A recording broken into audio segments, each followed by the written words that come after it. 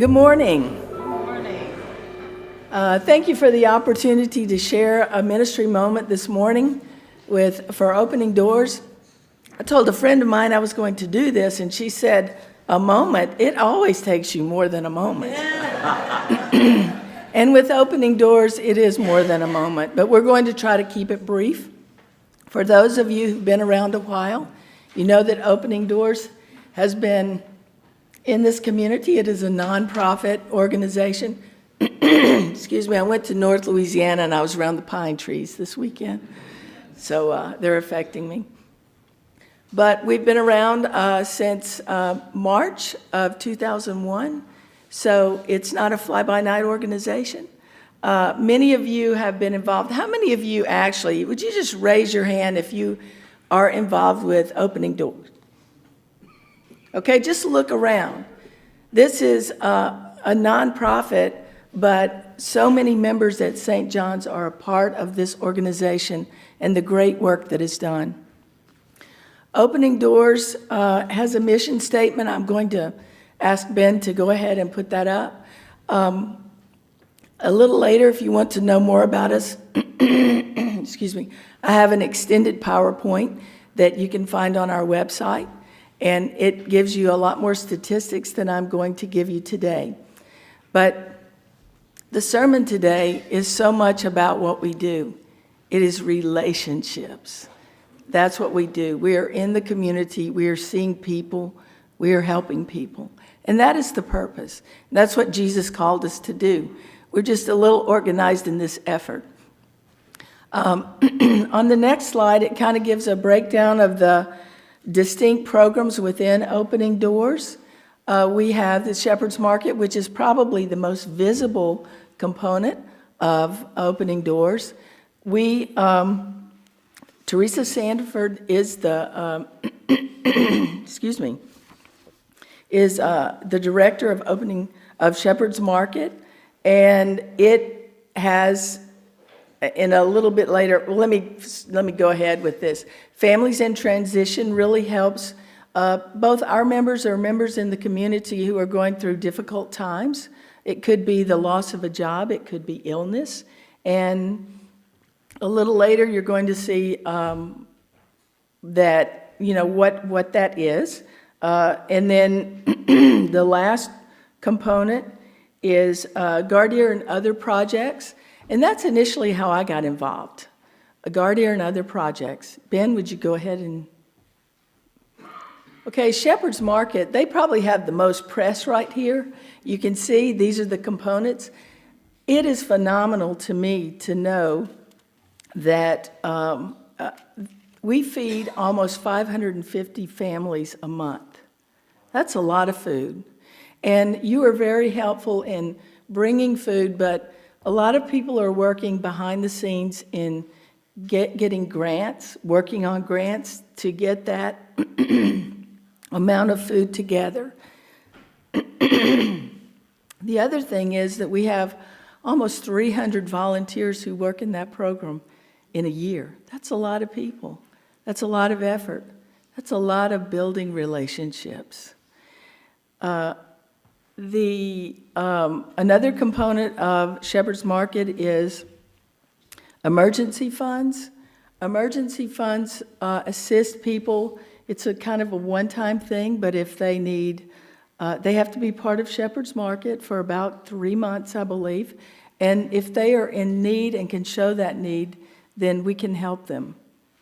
That's another relationship thing. And then the Great Turkey Giveaway. How many of you participated in the Great Turkey Giveaway? Wow, what an event.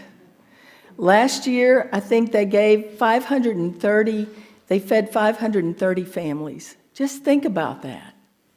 In one day, people coming, passing through the parking lot, the excitement on both sides, us doing what we can to help people, them being excited that they're being helped. Relationships. Okay, Ben. The second program is Families in Transition. It's a mentoring and support of families they will be either in the Gardier community or in St. John's. And this year we helped 2 individuals and families throughout the year to just make it through. And 2 doesn't sound like many, but the impact that we had on that individual and that family has been significant. Okay, Ben. And this is Gardier and other projects. You can see there are quite a few things that we do with Gardier. I think initially this is sort of how it transpired. I didn't mention, but I do want to, that the Shepherd's Market has been around for 12 years now. And so that work has been going on, but it has grown, and there is always a need. In Gardier and other projects, I look at this, and again, I got involved by getting involved in Project SOAR, which is the second part of this.